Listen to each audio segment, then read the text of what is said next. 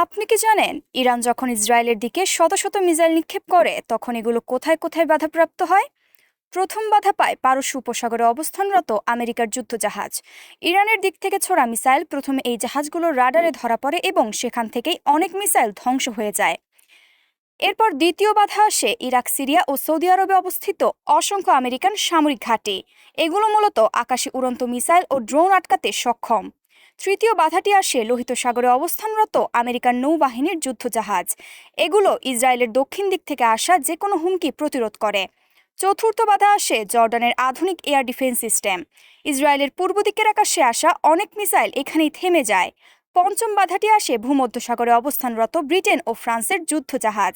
পশ্চিম দিক থেকে আসা মিসাইলগুলোর জন্য এগুলো যেন আকাশের প্রাচীর। ষষ্ঠ ও শেষ বাধা আসে ইসরায়েলের নিজস্ব এয়ার ডিফেন্স সিস্টেম আয়রন ডোম, ডেভিডস লাইং আর অ্যারো ডিফেন্স সিস্টেম থেকে। যেসব মিসাইল শেষ পর্যন্ত বেঁচে যায় সেগুলো বেশিরভাগ সময় এখানেই ধ্বংস হয়ে যায়। তাই শত শত মিসাইল ছোড়া হলেও ইসরায়েলের ক্ষয়ক্ষতি তুলনামূলকভাবে খুবই কম হয়।